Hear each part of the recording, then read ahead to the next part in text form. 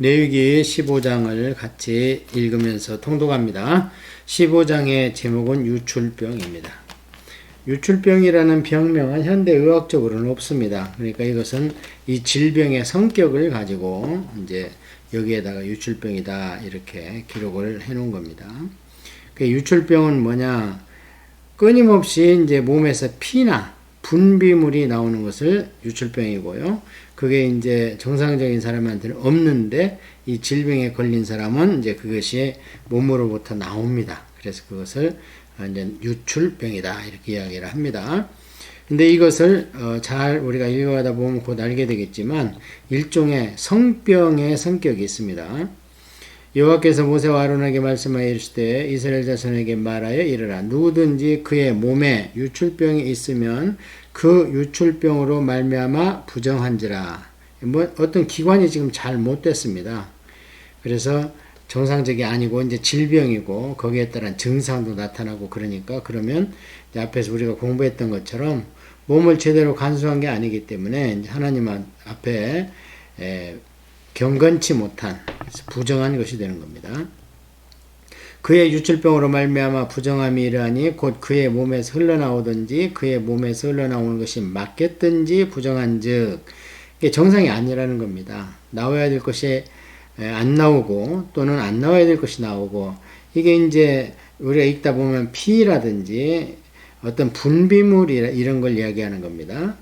유출병이 있는 자가 눕는 침상은 다 부정하고 그가 앉았던 자리도 다 부정하니 그러니까 누운 침상도 부정하고 앉았던 자리도 부정하다. 그러면 이제 이거는 그 남자나 여자의 그 이제 생식기 부분이라든지 또는 항문 부분 그런 부분 아니겠습니까? 이제 앉았던 자리도 부정하니까요.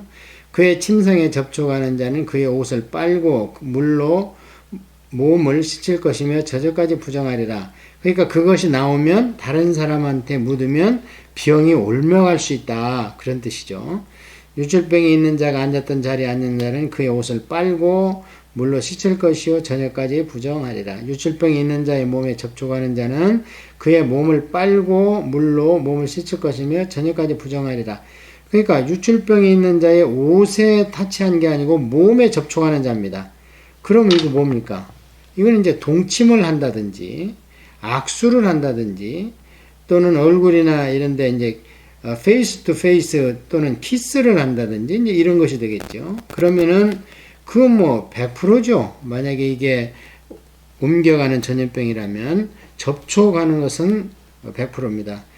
그래서 이제 요즘에 코로나 같은 경우에도 이게 말하자면 공기 중에 있는 그 공기로는 전염이 안 되는데 침으로 말미암아 이제 침이 튀기고 이게 공기에 섞여 흐르다니다가 전염된다 그렇게 이야기를 하고 있죠. 유출병이 있는 자가 정한 자에게 침을 뱉으면 정한 자는 그의 옷을 빨고 물로 몸을 씻을 것이며 저녁까지 부정하리라. 요즘에 이게 이제 이 코로나죠. 그래서 이것 때문에 이제 마스크가 일상화되고 있는 거 아닙니까? 침에서 나오는 그 침의 분말을 이제 차단하는 거죠. 유출병이 있던 자가 탔던 안장도 다 부정하며 그의 몸 아래에 닿았던 것에 접촉한 자는 다 저녁까지 부정하며 그런 것을 옮기는 자는 그의 옷을 빨고 물로 몸을 씻을 거니며 저녁까지 부정하리라. 그러니까 일종의 성병이 이제 대부분 여기에 해당하는 것 같은데요. 그 당시에는 병명이 없기 때문에 그냥 유출병이다. 그래갖고 남자, 여자에 나타나는 증상을 다 열거를 해놓습니다. 그런데 다른 질병보다도 이것을 유독 한 장을 할애해서 하나님께서 특별히 말씀하셨다는 것은 중요한 부분이라는 거죠. 그러니까 이제 사람도 동물의 일종이기 때문에 이제 성욕을 억제할 수가 없는데 나중에 집단 생활을 하게 되면은 정상적인 부부 생활 외에 다른 접촉들이 일어날 수 있다는 거예요.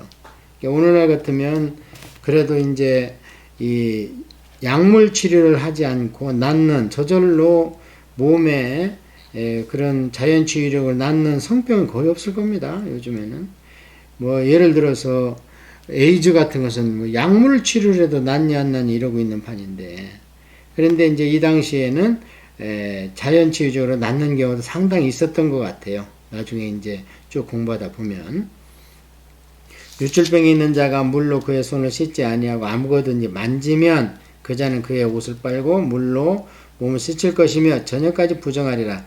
예, 요즘에 얼마나 손 씻는 것을 강조합니까? 그러고 이제 지금은 저녁마다 샤워를 하지 않으면 깨리만지가 할 정도로 이게 문화적인 생활에 많이 젖어 있잖아요. 그런데 저희 어렸을 때만 해도 샤워라는 단어도 사실 없었습니다. 이 샤워라는 단어가 있었다면 굳이 영어를 가지고 우리가 쓸 일이 없잖아요. 샤워가 영어 아닙니까? 우리한테는 거기에 맞는 단어가 없어요. 그렇다고 이것을 목욕이라고 할 수도 없는 것이고 등목이라고 할 수도 없는 것이고, 예. 그래서 샴푸니 뭐 샤워니 타올이니 이런 거 다 우리가 지금 차용해서 쓰는 거 아닙니까? 그 정도로 우리나라도 많이 이런 게 좀 뭐라고 합니까?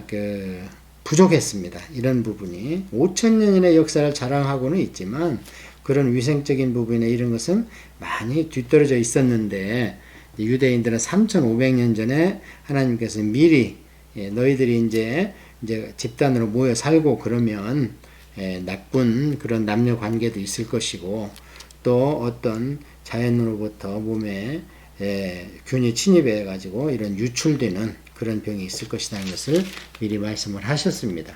그 이제 예방법으로는 절대 이제 환자가 있던 것은 다 타치한 것은 다 씻어야 되고 그 다음에 그럼 이제 저녁에 이렇게 손을 씻고 옷을 빨고 이런 것이 계속 예방이죠. 유출병이 있는 자가 만진 질것은 깨뜨리고 남은 것은 다 물로 씻을 것이니라.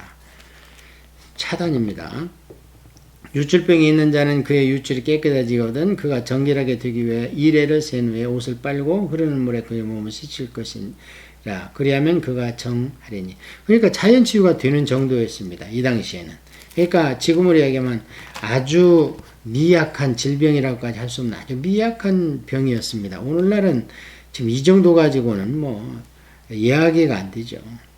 8째 날에 산비둘기 2마리나 집비둘기 새끼 2마리를 자기를 위하여 가져다가 휴방문 여호와 앞으로 가서 제사장에게 줄 것이요 제사장은 그 한 마리를 속죄제로 다른 한 마리를 번제로 드려 그의 유출병으로 말미암아 여호와 앞에서 속죄할지니라. 그러니까 내 몸에 병이 걸려서 또는 내가 연약해서 내 몸이 제 구실을 못하면 나도 힘들지만 사실은 하나님 앞에서 그것은 속죄제를 드릴 만한 하나님에 대한 불충이다. 그런 것을 계속 하나님 백성들한테 이제 말씀을 하고 있는 겁니다. 16절입니다. 설정한 자는 전신을 물로 씻을 것이며 저녁까지 부정하리라. 정수가 묻은 모든 옷과 가죽은 물에 빨 것이며 저녁까지 부정하리라. 남녀가 동침하여 설정하였거든 둘 다 물로 몸을 씻을 것이며 저녁까지 부정하리라. 이제 여기 이제 두 가지가 나옵니다. 남자가 이제 설정하는 경우를 두 가지로 나타나는데요. 한 번은 그냥 혼자 설정하는 경우를 하나님이 말씀하신 겁니다. 그리고 두 번째는 남녀가 동침하다가 설정하는 그런 걸로 나누는 것을 봤을 때에 앞의 경우는 남자들은 한참 이렇게 청년기 때 군대에서 보면요 몽정이라는 것을 합니다. 하나님께서 특별히 남자들한테는 이 동물도 다 마찬가지지만 성욕을 주므로 자손을 번성할 수 있는 DNA를 주신 겁니다. 그래서 동물이나 사람이나 이 남자가 남성 성격이 더 힘이 셉니다. 왜냐면 만약에 암컷이나 또는 여성이 힘이 세다면요 여성들이나 이 암컷들은 별로 그렇게 성욕이 없는 것 같아요. 그러면은 피하다 보면 이제 종족 번식이 안 되는 거죠. 그래서 하나님께서 처음에 창조하실 때에 무조건 이제 번성하고 충만하고 하라고 했기 때문에 그 사람한테 한 소리만 아닙니다. 물고기한테까지도 그렇게 말씀하셨고 새한테도 그렇게 말씀을 하셨고 동물한테도 그렇게 말씀을 하셨습니다. 마음껏 누리고 죄 없이 번창하며 살아라 그랬거든요. 그래서 여기 이제 두 가지 경우가 나오는데 성경에서 오직 여기에만 남자가 혼자 설정하는 경우를 기록해 놓은 겁니다. 여기에만 나옵니다. 제가 통독을 하면서 쭉 이렇게 보면 그래서 그런 경우에는 이제 옷과 또는 거기에 닿은 모든 것들을 깨끗이 빨리 씻어야 된다. 왜냐면 금방 부패하거든요. 사람 몸에서 나오는 것 같이 빨리 부패하는 거 없습니다. 변이나 소변 보십시오. 뭐 하루만 지내도 그냥 냄새나고 부패하지 않습니까? 그러니까 거기에는 질병이 많고요. 특별히 우리 대변의 60-70%는요. 그게 대장균입니다. 다. 그래서 밖으로 나오는 것은 별로 깨끗한 것이 없다. 그런 거죠. 자, 이제 19절에는 특별히 여인들에게 이제 해당이 되는 겁니다. 여인들은 뭐 원치 않아도 한 달에 한 번씩 생리를 하기 때문에 그 생리하는 그 자체가 하나님 앞에 부정한 거예요. 왜냐하면 사혈이거든요. 죽은 피입니다. 그래서 이제 그와 더불어 다른 분비물이 나온다면 그것이 유출병이다. 이렇게 성경에서는 정의를 해놓고 거기에 대한 대처를 지금부터 기록을 해놓습니다. 어떤 여인이 유출을 하되 그의 몸에 그의 유출이 피이면 이래 동안 불결하니 그를 만지는 자마다 저녁까지 부정할 것이요. 이제 이게 피로 유출되는 게 이게 이제 생리입니다. 그래서 생리가 보통 한 일주일 이내로 끝나는가 보죠. 그러니까 일주일 동안이면 충분하다. 그 정도는 불결하니까 이제 일주일 정도는 서로 접촉을 하지 마라. 그렇게 되어 있죠. 그가 불결할 동안에는 그가 누웠던 자리도 다 부정하고 그가 앉았던 자리도 다 부정한 즉 그의 침상을 만지는 자는 다 그의 옷을 빨고 물로 몸을 씻을 것이요 저녁까지 부정할 것이며 그러니까 청결하게 하라는 거예요. 혹시 균이 거기에서 번식할 수 있으니까 침상에 묻고 이불에 묻고 이래가지고 그걸 빨지 않으면 균이 있을 수 있는데 모르고 거기 접촉하면 전염될 수 있다. 물론 이제 생리로 말미암아 묻었던 게 전염된다는 게 아니고요. 그런 류의 일종의 전파 경로가 될 수 있다. 그런 얘기입니다.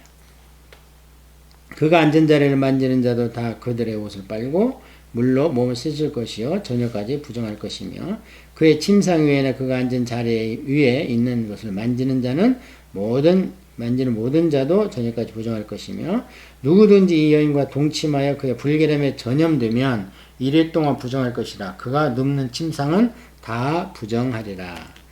만일 여인의 피의 유출이 그의 불결기가 아닌데도 이제 이 불결기가 생리로 말미암아 사혈이 나오는 기간입니다. 그러니까 아까 이 불결기를 7일로 봤잖아요. 통상정.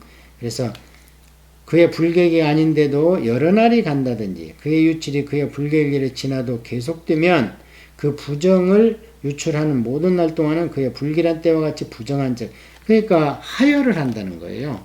그럼 뭐가 잘못됐죠? 정상이 아니죠.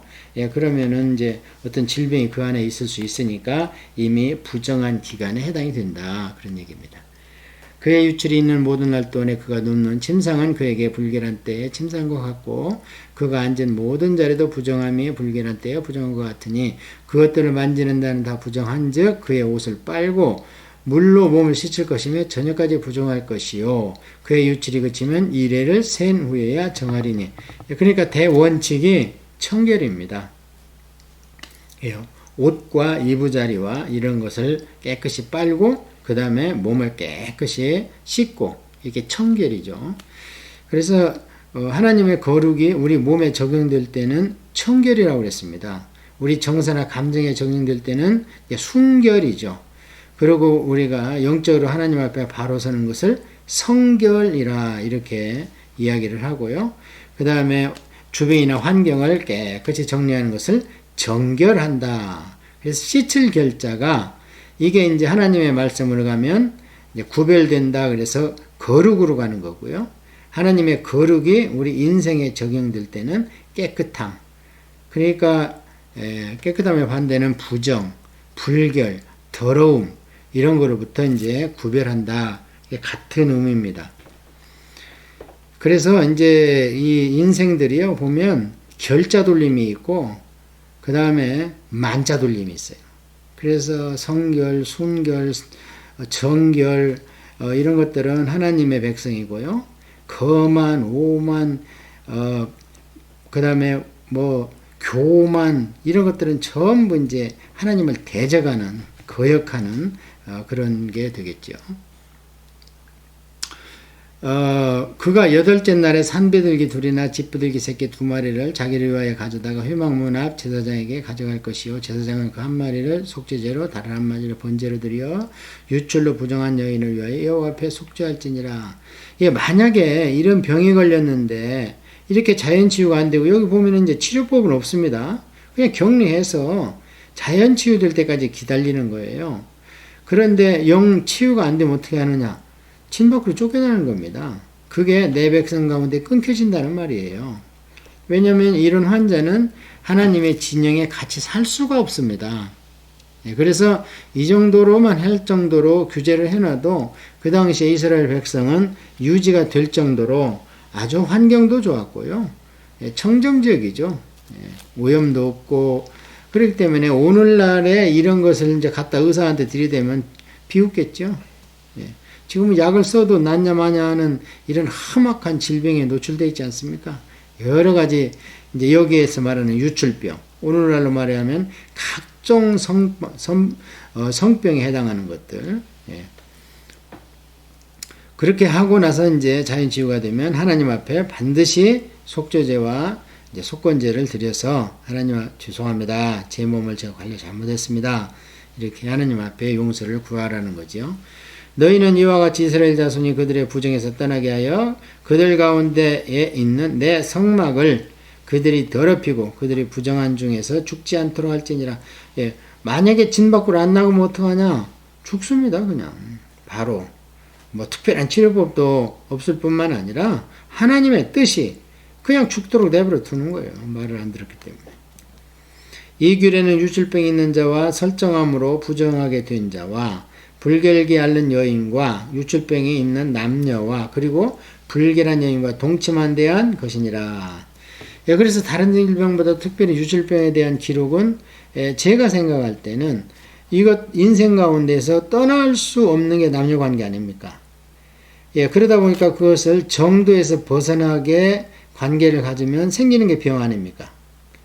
그래서 이건 피치 못하게 어느 나라, 어느 민족, 어느 시기나 있는 범죄며 있는 질병이기 때문에 하나님께서 이 레위기 한 장을 길게 그거에 대해서 기록해 놓지 않았나 저는 이렇게 생각합니다.